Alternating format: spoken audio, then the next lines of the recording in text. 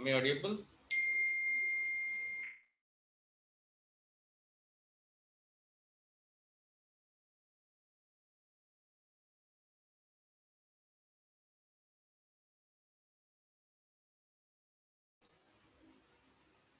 Okay. Good morning once again to all. Am I audible? Okay. Thank you. So we are in the cost of productions. We already completed the short-run cost of productions. Now, before proceeding into the long-run productions functions, we have to recalling those part of your short-run cost and what are the cost component we already come across.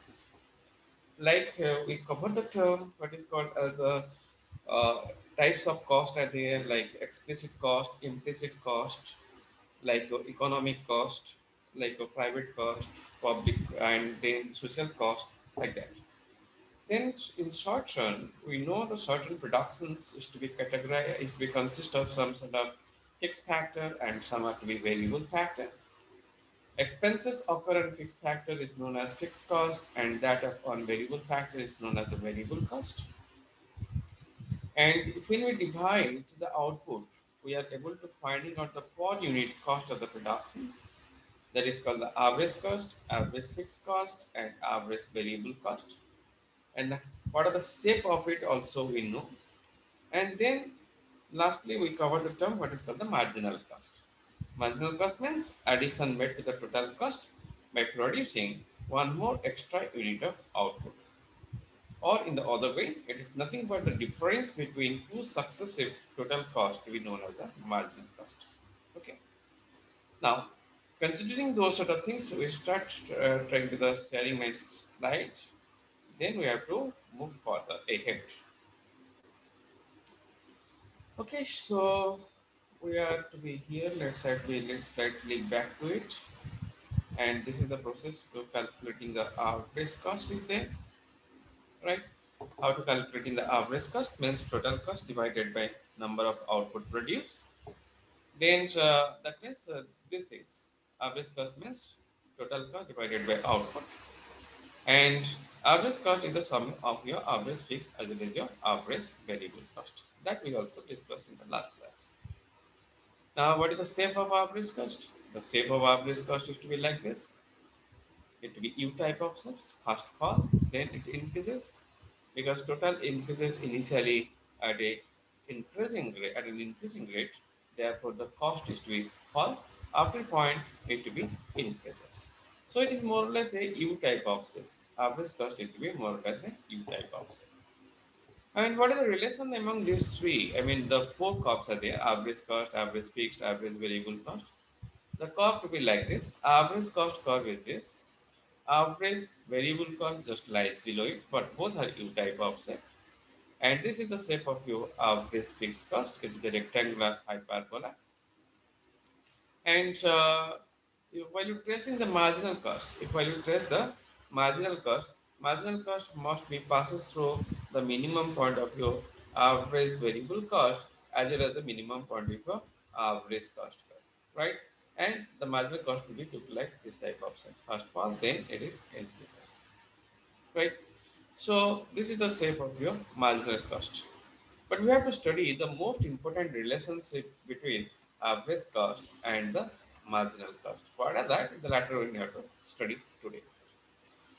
Then we know the term what is the marginal cost. Marginal cost means slope of the total cost, or in the other way, it is nothing but the difference between two successive total cost.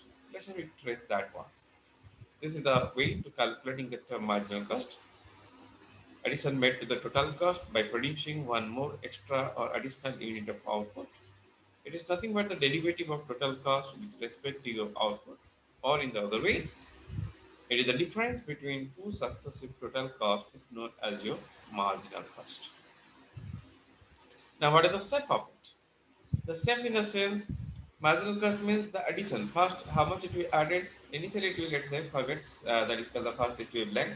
That is your zero unit of output you are going to produce. You try to produce first unit. How much total cost is added? That is your marginal cost. how much total cost we added to be here to produce the second unit. Then the additional amount is called as the marginal cost. That means the difference between two success total cost is known as the marginal cost. And what is the shape of it? The shape is to be like this. First of all, this is its minimum point. Then write this. Okay, like this. First of all, it reaches its minimum point. Then after that, it is rises. So this is the shape of your marginal cost, right? Now, after knowing the term shape of it, what is the main relationship between average cost and marginal cost? And then the three type of relationship to be expressed between average cost and marginal cost. In marginal cost curve lie below the average cost curve, average cost falls. When marginal cost lies above the average cost increases. And at the minimum point of view, average cost, both average cost and marginal cost, they are equal to each other. Right? These three relationship. When marginal cost is lie below or the less than the average cost, right? Average cost falling. When marginal cost is the lies above the average cost or greater than this, average cost will be rising. And at the minimum point of your average cost minimum point, marginal cost caught it from below or they are equal to each other, right? That means average cost equals to the marginal cost at the minimum point of your average cost. These three relationship. Now we have to express that one with the help of the figure. This is the shape of your average cost. We know it is V U type of shape. This is the shape of the marginal cost, which will be passes through its minimum point. What do you find? When marginal cost, this is the shape of a marginal cost, right? When the marginal cost is lie below the average cost, what happened to the average cost? Average cost falls. When marginal cost lies above the average cost increases.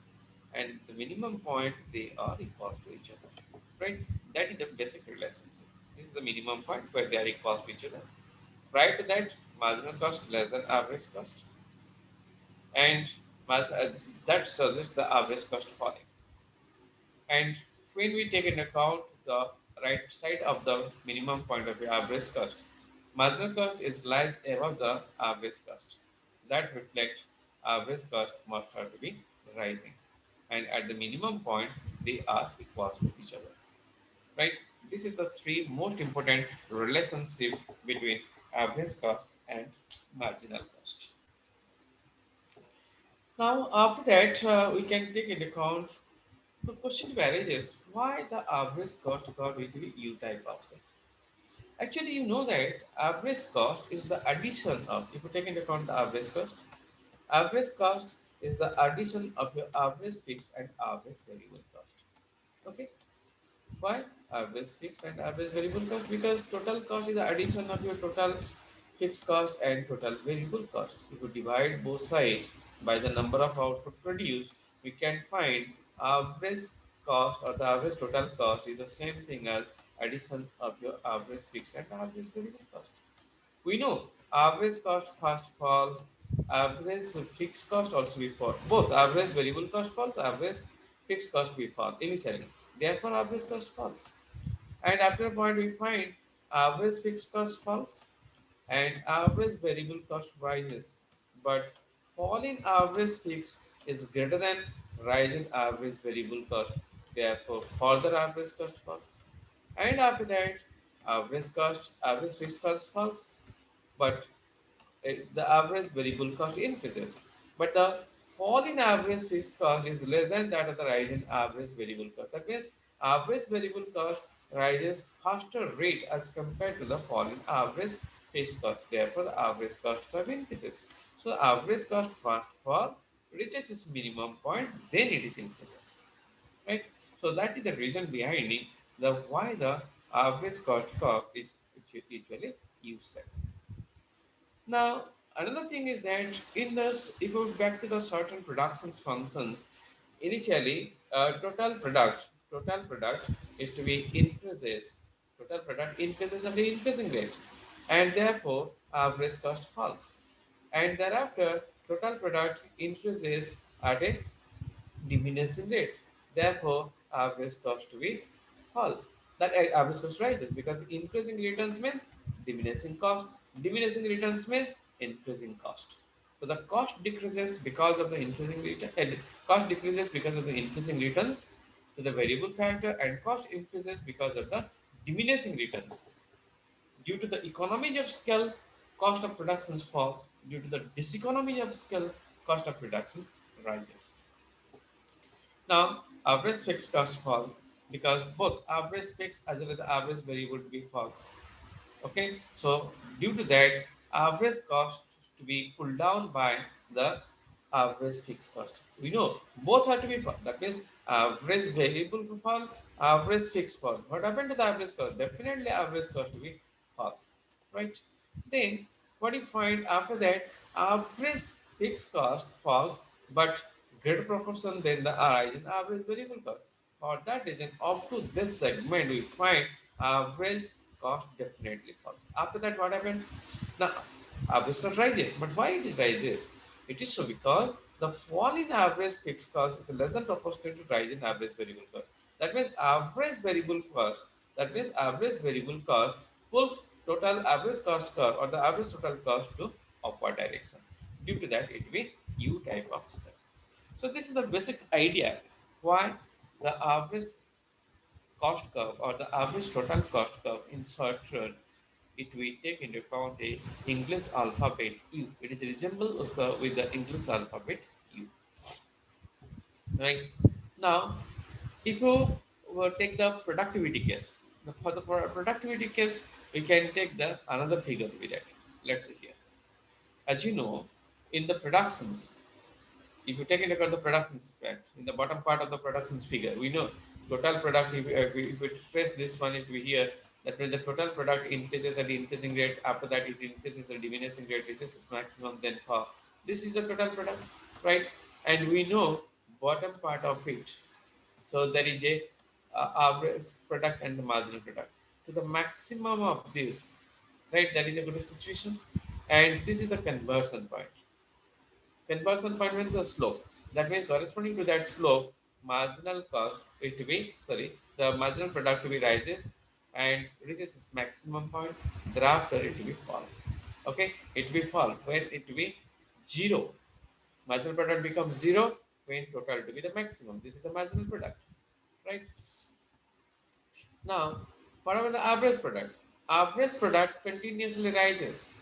Average product continuously rises and it reaches maximum point, then thereafter it to be reduces.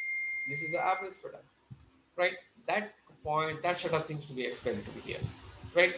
At the marginal product to be the maximum corresponding to the inflection point, corresponding to the point of inflections, and it will fall, and it becomes zero when maximum total productivity is maximum, and it caught it from above where the marginal average product will be maximum. When average product is maximum, it will cut it from.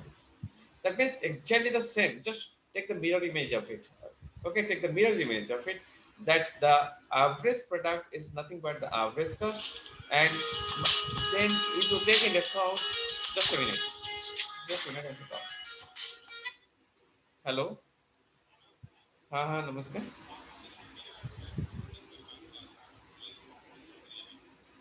अरे ମୁଁ କୋଉଠି କଣ କେତେବେଳେ କଣ କରିବି ମୁଁ ଏଟା ପରୀକ୍ଷା କରିବାକୁ କ୍ୱେଶ୍ଚନ ପ୍ରିପାରେସନ କରିବି ନା ତା ପାଇଁ ଦିଟା କଣ କଲେଣି ଆର ସତରେ ଆଗ 21 ଟା ସରିଯାଉ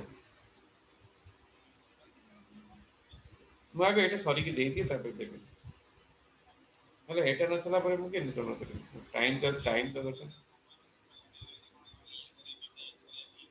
ହଁ ଟେଷ୍ଟ କରିବା ପାଇଁ ନା ଟେଷ୍ଟ କ୍ୱେଶ୍ଚନ ତ ବହୁତ ଗୁଡେ ଅଛି ସେଇ ଟେଷ୍ଟ ଗୁଡେ ଗୋଳାଗୋଳି କରିକି କରିଦଉ ନା କେତେ କଣ ଅଛି ହଁ ଏଥିରୁ ଦଶ ଏମିତି ଦି ଦିଟା କ୍ୱେଶ୍ଚନ ମିଶେଇ ଦେବେ କଣ 40ଟା କ୍ୱେଶ୍ଚନ ଦେବେ ନା 40ଟା ପା ଶୁଣ ନାଇଁ ନାଇଁ ନାଇଁ ଦେ ସେମିତି ଇଂଲିଶ କଥା ମୁଁ ଜାଣିନି ତମେ କଣ କରିବ ଡେଟା ଇଣ୍ଟରପ୍ରିଟେସନକୁ ନେଇଯିବ 10ଟା ଦିଟା କିମ୍ବା ଗୋଟେ ଡେଟା ଇଣ୍ଟରପ୍ରିଟେସନ କ୍ୱେଶ୍ଚନ ରହିବ ବାକି ଏଇଟା ହେଲା 10 ମାର୍କ ଦେନ୍ ଯୋଉ 30 ମାର୍କ ଥିବ ସେଥିରେ ଗୋଳାଗୋଳି କରି ଦେଇଦେବେ ହେଲା ସୋ ଏମିତି କରିକି ମତେ କ୍ୱେଶ୍ଚନଟା ଦେଖେଇଦେଲେ ମୁଁ ସେଟା ଠିକ୍ କରିଦେବି ଏଟାକୁ କହିଦେବ ଆଉ ତାପରେ ଇଂଲିଶର ସେ 20 ମାର୍କ ଦେବେ 60 ମାର୍କସ ହେଲା ଆଉ କଣ 1 ହେଲା ହେଲା okay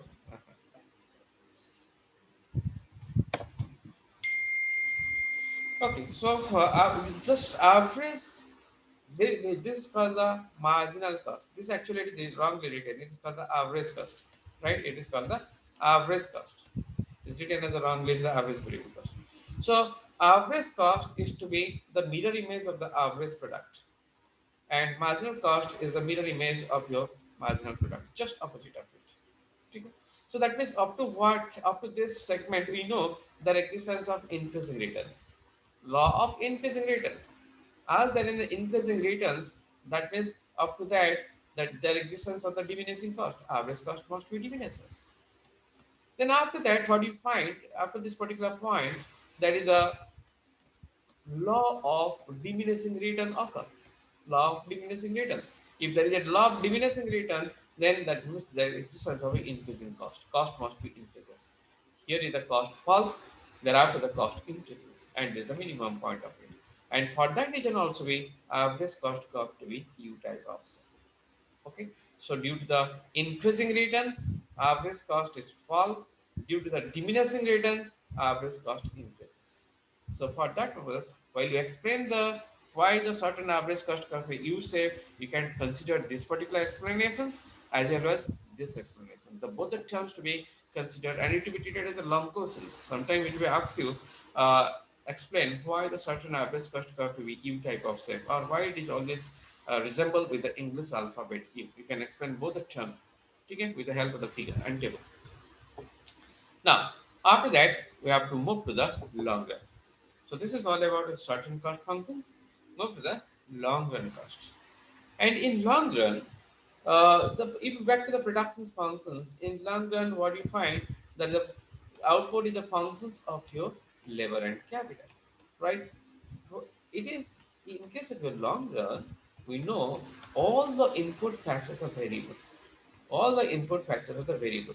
So that means there is no fixed factor. All are to be variable factor.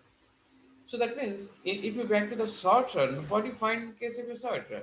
In short run, that means your output, it is a functions of your, let's say, labor and capital. But we take into account labor is to be the variable factor and capital to be a fixed factor. So as there existence of the variable factor and fixed factor while you calculating the cost, okay, then in that case we have to consider the risk of the both fixed cost as well as the variable cost. Expenses on the variable factor is none other total variable cost and expenses on the variable I mean the fixed factor is called the total fixed cost. Okay? And while we're adding both total fixed cost and the total variable cost, we obtain a term that is called the total cost. Right?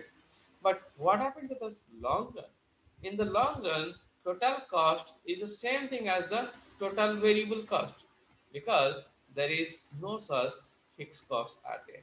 Why there is no fixed cost? Because all the input factors are the variable. That you always remember. Now, and the if you back to the if you back creating a long run, it is the long run means it is a combination of the short run situations. If you take in account a long period, suppose my target is to be today is to be, let's say, 1st of July. It's not necessary that if tomorrow it becomes the 2nd of December. No, it is not so. Into reaching that the 2nd of the December, you have to pass it through the day by day. So therefore, in order to reaching the long run, you have to pass it through the short run situations like this. If you take into account the first short run, second short run, and third short run, and so on, and you joining all the points, if you joining all the points of the short run cost curve, we obtain a long run average cost curve. That means the long run cost is to be known as a family of short run cost curves. Okay, it will be treated as an envelope. It will contain all the certain cost curves. Each and every point on the long run average cost curve, there is a certain average cost curve, right? That means if you take the huge, certain average cost, continuously huge amount of certain average cost, what you find? That is the, if you take into account the tangential situation of A, then it is called the long run average cost curve. Okay, so this point, that means if you take into account all the tangent points are there, and considering that we find a long run average cost curve.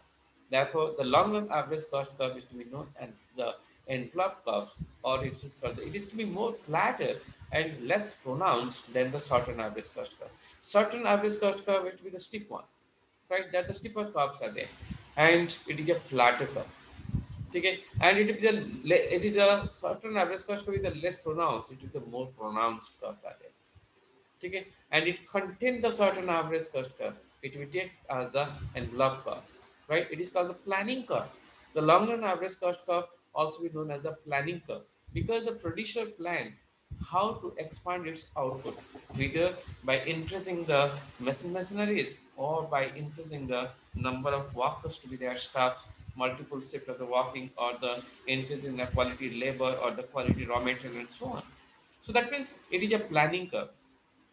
Long run average cost curve is called the more flatter, less pronounced. It is envelope curve. It contains all sort of certain average cost curve, and it also be treated as a planning curve. But not necessary that the short long run average cost curve is a U type of shape always, as in case of the short run, right? It may be U type of shape. It will be sometimes it is U type of shape. Sometimes it will be this type. That means the bathtub.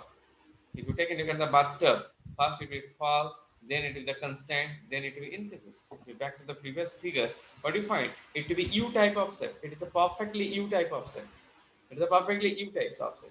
But here, up to this particular point, this to this is called as the law of increasing returns, means diminishing cost.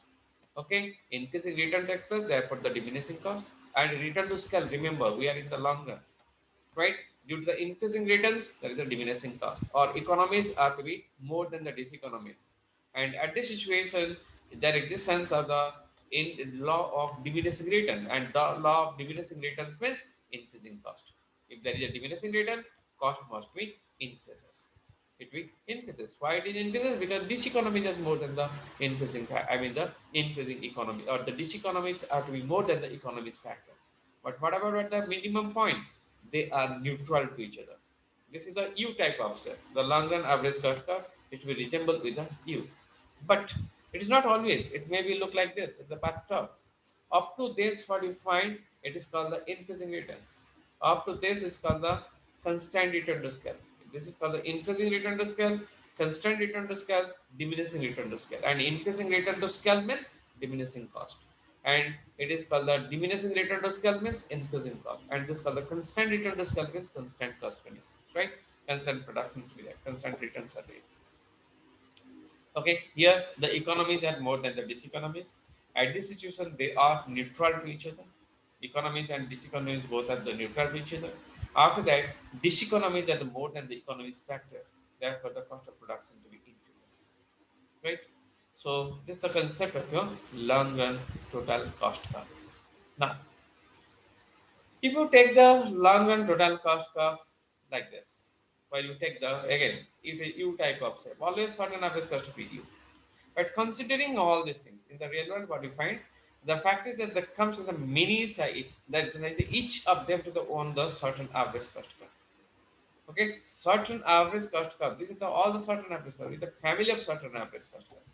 Okay, and long run average cost, we just take the tangents and situations of it. Okay, and how to derive the long run marginal cost curve? We know the derivation of the long run, I mean, risk cost curve. And in the previous chapter, that is the relationship between the marginal cost and how to derive the short-term marginal cost curve from the long-run marginal cost curve, we already know.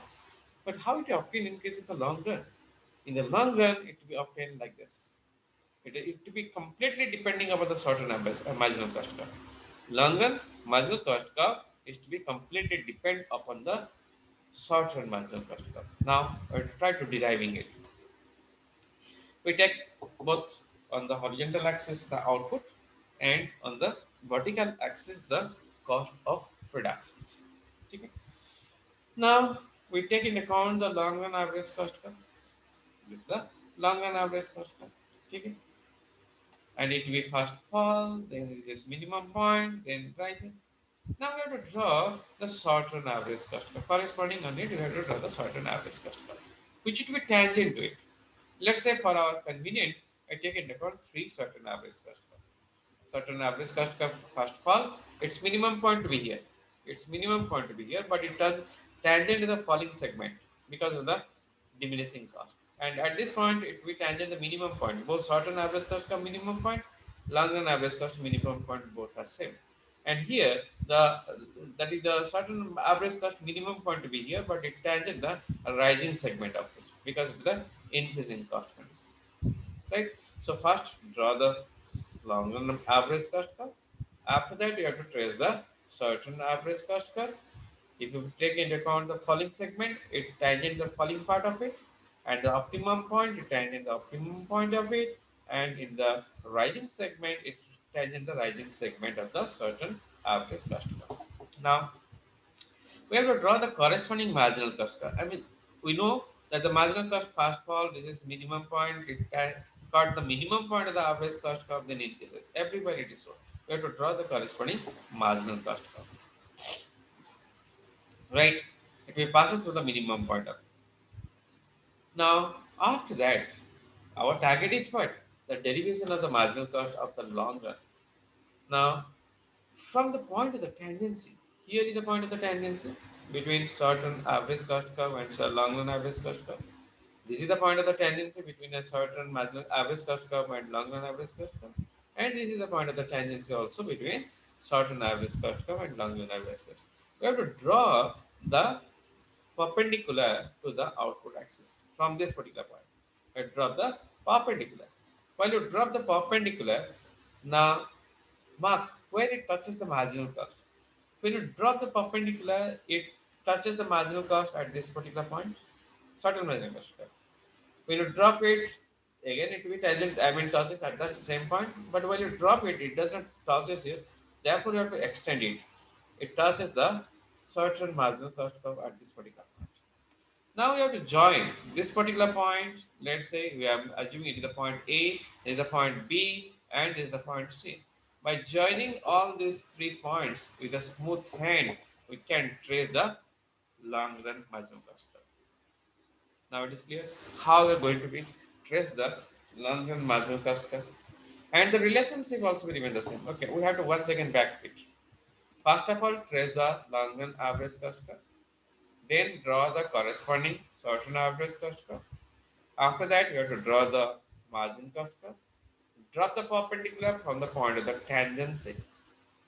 Then we have to mark where it touches the corresponding certain marginal cost curve.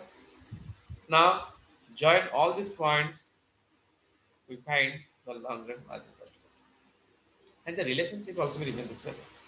When marginal cost curve, long run marginal cost curve lies below the long run average cost curve, long run average cost curve falls, and when long run marginal cost curve lies above the long run average cost curve, long run average cost curve increases, and at the minimum point, they are equal to each other. This is the for the U type offset. But normally it is not always U type. We know that the different shape of the long run average cost curve. Okay. Now suppose here we are tracing the term, let's say the bathtub type of curve, long run average curve with the bath type. Now you have to draw the corresponding certain average cost curve and draw the corresponding certain marginal cost curve. Then we have to draw the perpendicular, same process. Now join where it is the mark. At this point it will be join, here it will join at this same point because the constant return to scale and is the increasing return to diminishing return to scale, that is for the increasing cost condition, it will extend it will be touches here. Now we are joining all these points. This particular point and all these three along with this particular point. Joining all these points, we have a long run marginal cost curve, right? This is the step of your long run marginal cost curve. This is the long run average cost curve, long run average cost curve, and this is the your long run marginal cost curve. If it is the bathtub, okay, where it's consisting of all the three, the increasing return to scale, constant return to scale, and your diminishing return to scale. Okay, so this is all about your the certain cost curve, long run cost curve, and the cost of production functions. So we completed the term, the cost structure. Now, before we moving to the market, first of all, we have to know what is the meaning of the market. Actually, market means it is a place we can say where the buyers and sellers comes together to purchase and sales of a particular commodity, right? But you have to remember in economics, it should not be defined in terms of place. Rather, it will be defined in terms of the situations. So, market the situations where the buyers and comes together to purchase and sells a particular type of commodity. For example, it may be a goods market, it may be a vegetable market, it may be a fish market, it may be a let's say financial market, it may be a money market, like that. So that means either you can take into account the money market, gold market, anything, but it is a single type of product, one type of product to be sold. If you move to in our market complex like your Sainagar market, you can take into account market, anywhere to be there. But those should not be treated in terms of economics, should not be treated as the market because in those cases we can find the different varieties of items are available. But in economics, we have to consider a single type of product to be available. If it is vegetable, completely vegetable. If it is gold, means it is a completely gold. If it is a money component, then it is a completely money. Right? If the financial product, any financial market to be that. So it may be the money market, it may be the financial market, it may be gold market, like that. So that is called the market. Now, how we have to, determine the price and output in which you can set the price of each and every market.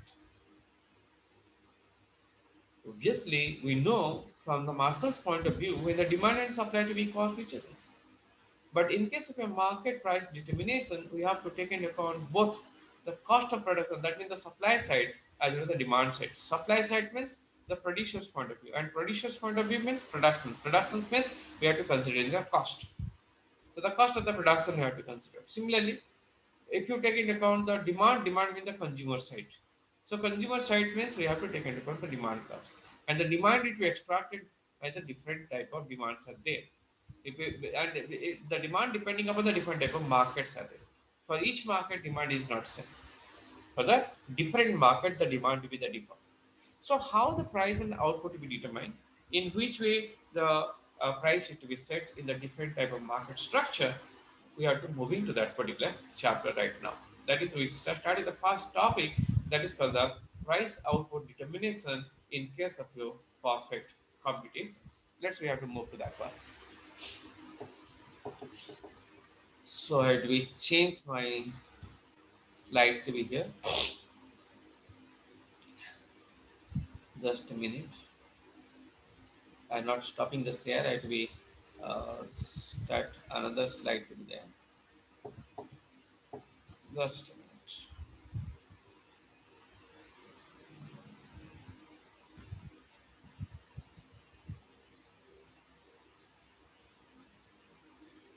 So perfect combinations market. Leave them will be no perfect combinations.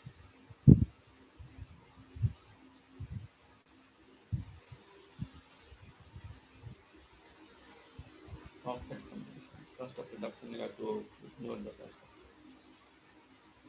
Yes. It is closed. Perfect combinations. Okay, I think it is visible to almost all of you. Perfect competitions and the monopoly. So, how the price is to be pricing structure to be takes place in case of your perfect competitions and monopoly. Both the chapters are here. We have to start with the perfect competitions. So, what is the meaning of the perfect competitions? Actually, perfect competitions means it is a market structure where there existence of large number of buyers and sellers that comes together to purchase and sell of a particular type of commodity. Here, large buyers and large sellers are there. Number of buyers and number of sellers are large. And they purchase and sells, that means the demanded and sells a single type of commodities, identical type of commodities. They are homogeneous in nature, uniform commodity are there. Let's say, for example, they sells the potato, means almost all the producers They produce potato and sells potato. Okay, potato quality to be different, no doubt, but it is potato. The product is potato, homogeneous one. If you take into account the purchase and sales of a particular anything, we can considering any set of thing, but it to be unique one. It to be the unique product to be that.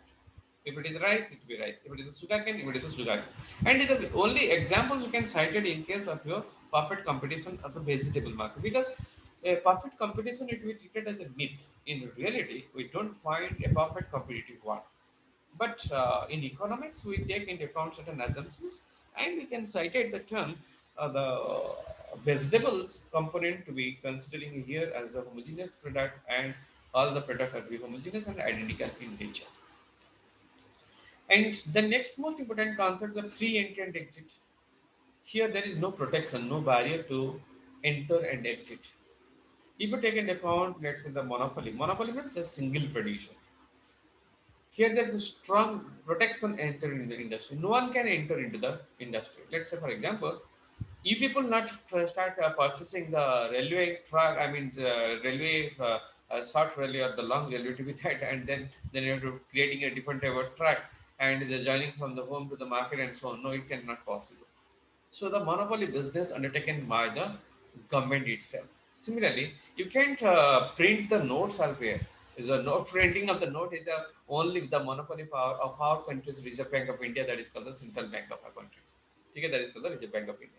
So no one can producing the currencies are there. That means the 5 rupees or 10 rupees or 100 rupees or 1,000 or something else. Okay. It is only the RBI to be produces. The monopoly issuing the note. That is called the monopoly. No the producer can enter into it to producing it. Okay. Similarly, take the case of the professionals. All are the professionals. All the lawyers are there. You can't say I have a lawyer and enter into the court and say I have to be a bar. I have to be judge for a particular person and something else, or the lawyer to act as a lawyer for a person and something else. No, it is not possible. Similarly, take the case of the doctor. The doctor is all kind of professionals. All kind of professionals come from the monopoly, not in case of the perfect competitions to be that. Okay. So the perfect competition means that the last buyers and sellers, free entry and exit, uniform price to be that. And we can say here the demand curve is a horizontal straight line demand curve. That means the demand is a perfectly elastic in nature. Then the demand curve to be a horizontal straight line. And here, their existence of the farm and industry, some group of farm to be treated as an industry.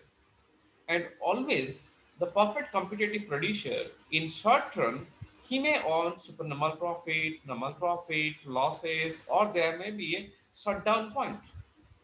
But in case of a long run, the producer only obtain the normal profit.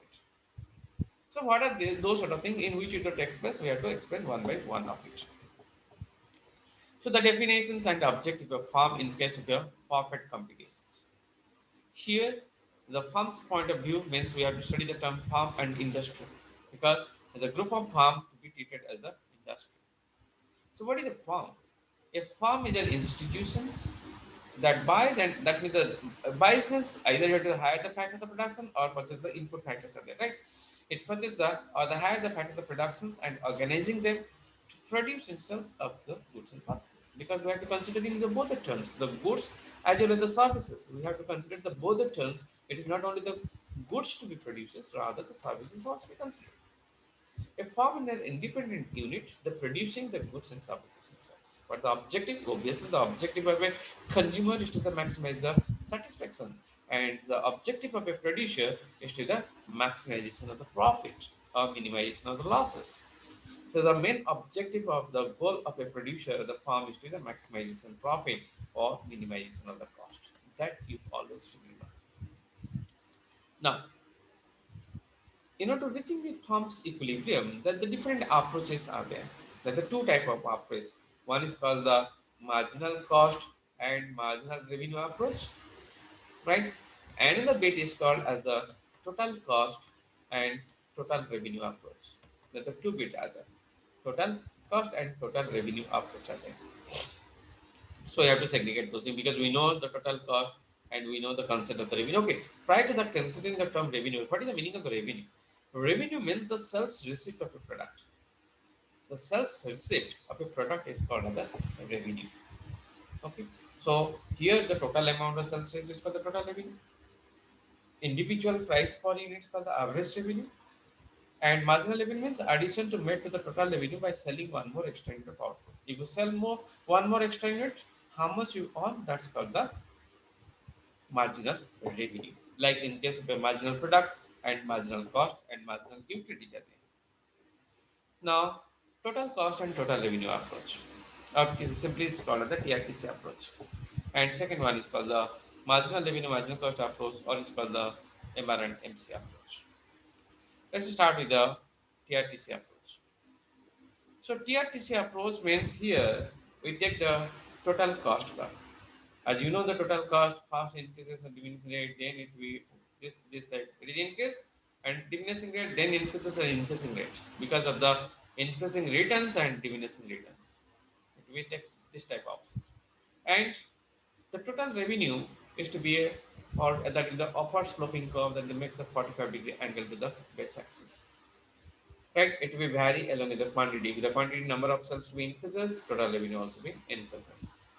We take the linear total revenue curve. Okay, you can take the curve linear also, right? And up to this level of output, what you find, total cost is more than the revenue. That is the last part. And again, after this particular intersection, we find total cost further more than the total revenue. Again, is the loss. So only in between this particular point, this to this, we can find total revenue is more than the total cost. And where is the maximum gap? That maximum gap to be treated as the equilibrium output. We have to produce that much of quantity to maximize your profit. That's the concept of your TRTC approach. That means the total revenue curve is a straight line through the passes through the origin. The firm to maximize the profit at ON. Why maximize the profit? Because the gap is to be more here. Because the gap is more. That means how to find the gap to be more? Just the gap is to be more. Draw a several tangent. You have to draw several tangents to this particular total cost curve. And where the tangents are the parallel to the total revenue, then corresponding to that distance is the maximum gap. And vertically below, the output is called as the equilibrium quantity. Okay. Now, this is the that means the imperfect competition type or it is the imperfect market where it is not a linear total revenue curve, rather it is a non-linear total revenue curve, right? In this case, total cost curve will remain the same. First of all, then increase it access there. But here, instead of a straight line total revenue, we have to take into account the curve total revenue. Okay? And again, prior to this losses, after this losses, why? Because the cost is to be more than the revenue. Here is also the cost is more than the revenue. These are the losses part. But here the distance is to be more in between this particular point and this particular point. So in between these two range of the quantity profit to be occur. But where is the profit is the maximum? The maximum gap. For that reason, we have to draw several tangent, and here is also have to draw the tangent. When the two tangent are the parallel, then we can say corresponding to that particular level of output is the equilibrium quantity or profit maximizing output. So, in case of an imperfect market, total revenue curve it will continue to rise from left to right less than proportionately, and the rational firms choose a point of the output when the vertical distance between TR and TC is to be maximum. When the gap between these two are maximum, to judge it, draw the tangent specifically. When both the tangents are the parallel to each other and corresponding to that level of output is called as the profit maximizing output. Okay. Now, what is the MRMC approach? If you back to the MR and MC approach, we take the case of your, I mean the linear case, I mean the perfect competition. This is the imperfect competition. And in case of a perfect competitions market, we know average revenue and the marginal revenue to the horizontal straight line. But in case of imperfect, it will be the downward sloping curve. That means the average revenue or the demand curve is here, marginal revenue lie below it, vertically below that. But the marginal cost as such, you know, it is the upward sloping. First fall, this is minimum, then up. First fall, then minimum, then up. But where is the point of equilibrium? Equilibrium to be takes place when marginal revenue and marginal cost they are equal. That is the first condition, right? First condition of equilibrium. marginal revenue must be equal to the marginal cost. And this is also the point of the, sorry, this is the point of the equilibrium also. And this is the point where marginal revenue and marginal cost will be equal to each other. These are the 2 points of equilibrium, right? But what is the second condition? Second condition is that marginal cost must cut it from below. Marginal cost must cut the marginal revenue from below. Marginal cost must cut marginal revenue from below. So therefore, this is the point of equilibrium. And corresponding to that, we can finding out the equilibrium price. So where is the price? Price means the demand curve. Okay, average revenue is nothing but the demand curve, right? So due to that, when we find this is the point of the equilibrium, and the distance between this is called the price, and this is called the equilibrium price. Similarly, equilibrium quantity, this is called the equilibrium quantity. If you back to here, in second case of your MRMC approach, in case of imperfect computations, the point of equilibrium here, when you extend it, meet the demand curve at this particular point, this distance is called as the price, or this to this is called the price, and this to this is called the equilibrium quantity. Okay. So what happened to here in case of the and these things remember a farm is said to be the equilibrium when the marginal revenue equals to the marginal cost. That is the most important part. And second bit also we remember it we caught it from below. It we caught it from below. And under perfect computations, marginal revenue is a horizontal straight line, and marginal revenue is equal to the marginal cost of the firm is in equilibrium. The same thing to be here, MR equal to MC is the equilibrium point. But in case of a marginal revenue, in case of imperfect computation, marginal revenue to be lie below the average revenue. That will be downward sloping. In case of perfect, they are equal, they are coincide and horizontal. But here, marginal revenue lie below the average revenue. Okay. Now, after knowing the terms, what is the market structure we already discussed. Then definition of market, we already say that what is the meaning of a market, an arrangement of the facilities of the buying and selling of a goods and services. But remember, it is a uniform type of goods and uniform type of services. Right? It should not be heterogeneous type of, right, goods and services. Factors of productions that which commit. And in the market is the place where the buyers and sellers will meet with one another to involve in the transactions. So definition of the market structure, the market structure refers to a number of distribution sides of the buyers and sellers in the market for the goods and services. Or in the other way, you can define the term market structure is the indications of the number of buyers and the sellers. If the number of buyers is to be one, it's called the monospony. If the number of sellers is the one, it's called the monopoly. If it's the large, then both are the large, then it's called the perfect competition. If both are few, then it's called the oligopoly. Right? That's the different type of markets are there. Okay. The markets is the degree of the product standardizations, and here the market is the entry and exit. If it is a perfect competition, free entry and exit. If it is a monopoly, it is a no entry and exit to be that. Okay? So only one producer to be that. That way you can define the term what is called the market structure. And basically the market is to be categorized into two types or three types. First one is called as the perfect competition. We can take this is called the first one perfect competition. And second one is called the monopoly, right? And third one is called the imperfect computations. It is called the imperfect computations. Imperfect computations. This is the third bit. And inside that third bit, imperfect computation, there exists the monopoly computation A, and there exists the B oligopolistic computation. There may be C monospony and so on, bilateral monopoly. A lot of things are there. Okay, so what do you find? The perfect computation. What is the meaning of the perfect computations? That the large number of buyers and sellers buying and selling of the identical type of product without any restriction of the entry and exit, and having the perfect knowledge about the market. But in case of monopoly, mono means single, poly means seller, single seller. So there is a single seller and the large number of buyers are there. They're selling a product which has no close substitute, which produces a particular product which has no close substitute. And as a high entry and exit barrier, that means no one can enter and exit. The strong barrier to enter in and exit. In case of your import competition, as you know, it will be categorized into different types. But we have to consider according to our syllabus. It is the monopolistic competitions and oligopolistic competitions. In monopolistic competition, that the large number of buyers and sellers, like in case of the perfect competition, but you would remember it is less than that of the perfect competitions. Large number of buyers and sellers is the differentiated product. It produces a differentiated product. In monopoly, it produces a homogeneous product.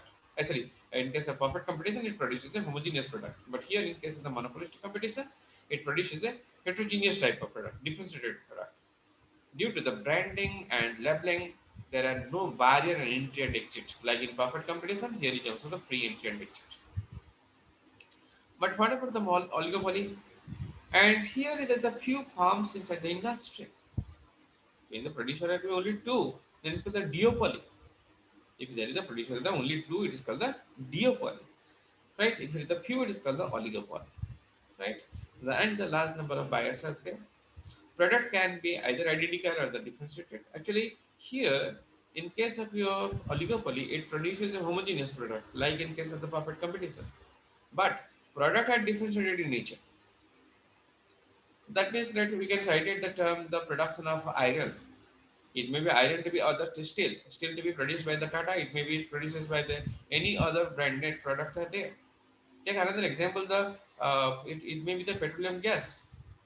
It may be produced by the Bharat Petroleum. It may be produced by Indian Oil. It may be produced by any companies out there.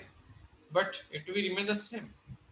Similarly, if you take your bike and or take a four-wheeler, move to the filling the petrol, you can fill the petrol with the help of either Bharat Petroleum or it will be Indian Oil or anywhere else.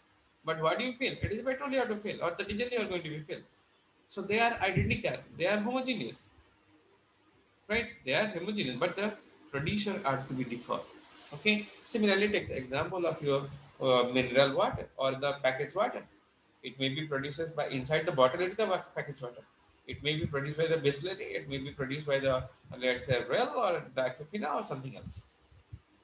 Okay. So that means here it produces a homogeneous product, but differentiated nature. Differentiated means it may the label to be differ, packing may be differ, and so on. Okay, so there is a four market that we have to come across in our syllabus: perfect competitions, monopoly, monopolistic competition, and oligopolistic competitions.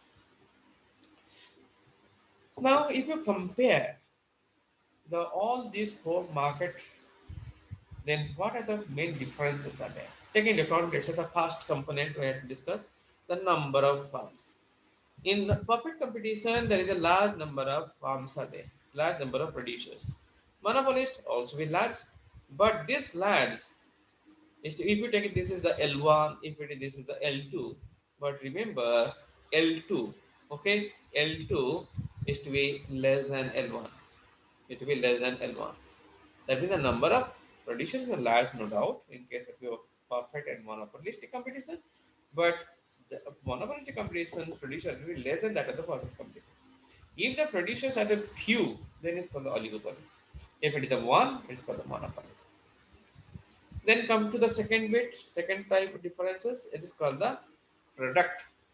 What type of product it produces? If you take the case of your perfect competition, it produces a homogeneous type of product, means identical type of product. Okay? But in case of a monopolistic competition, it produces different shaded nature. All the products are very close substitute each other. Here they are the identical. There is no substitute. Here is to be a close substitute for each other. Take the case of your soap. It may be Dettol, it may be Rexona, it may be Lifebuoy, it may be Dove or something else. It is a soap, no doubt, but there are the different varieties of soap. They have to be not identical. That way differ in nature, different shape, different price, and so on. That's called the differentiated in nature. Take the case of the mobile set, take the case of the laptop, anything you can take into account. Take the case of the talcum powder and so on. If you take the oligopoly, it produces a product which should be homogeneous one. What I say, let's say the petrol, let's say gas, let's say you take into account your mineral water, let's say steel, that will be homogeneous product. But differentiated in nature. Take the case of another example, the services provided by the telecom services. It may be provided by the Vodafone, it may be provided by the Airtel, provided by the Geo or something else, BSNL. But what is the end result? You have to talk. That means Mr. A talk with the B and something else with it. For the talking purpose, for the providing instead of, I mean, sharing concept, the knowledge or something else, and the communication for the purpose of communication, it take a particular service. But what the service is that it to be identical type of service. That is called homogeneous, but differentiated in nature. Price may be differ, label are differ, logos are differ, and something else. Right? That is called the differentiated nature. But in case of your monopoly, it is a single producer and this is the unique. It produces a unique product which has no close substitute, like your Indian Railway. There is no other railway to be that. Like your rail, I mean, all kind of professionals. So no other professional can substitute to the another professionals. Lawyer can't be substitute for the doctor, or doctor cannot be substitute for the lawyer or something else. Okay, that is the concept of product. Now, if you come down to the next bit, that is called the condition of entry. The third bit is the condition of entry. In case of the profit competition, it is free entry and exit, very easy. It is the relatively easy, again free entry and exit. But here is also the significant obstacles. There is the obstacles. No other producer can enter into it. Okay, because of the OPEC countries. Let's say example of the OPEC countries, they have to decide it what is the price of the petrol and so on. Okay, and then the price leader will be chosen and set the price for the product. So it is a strong, it is the entry will be blocked, but it will be free. But here, the monopoly, by definition, the entry is blocked. No other producer can enter into it. Control over the price. Perfect competition, there is zero control over the price. In monopoly, there is a considerable control over the price. But in case of a oligopoly and monopolistic competition, there is some control over the price. If that take the case of the price less in demand, okay, in this case, perfectly infinite. That means demand curve with the horizontal straight line. In case of the monopolistic competition, the demand curve with the flatter demand curve. In case of your oligopoly, it is a king demand curve. But in case of your monopoly, there is a steeper demand curve. Steeper demand curve, right? And the examples as I cited initially also be here to take into account agricultural product, perfect competition, food, clothing, etc. Between the monopolistic competition, automobile, cat, cigarette, take the case of telecom services, and so on, so on. It is case of the oligopoly. Monopolistic competitions, it is a very well-known example. You can take an Indian Railway, professionals, it is the Reserve Bank of India. Okay, those things comes with the monopoly. Okay, so this is all about for today. In the coming class, we have to start with the term how the price to be determined in case of a profit competition, then monopolies, then oligopoly, then monopolistic competitions also. Okay, all the four. Okay, time is less, no doubt, but we try to complete the concept as much as possible. Okay, so that's all for today. Thank you for all. Thank you.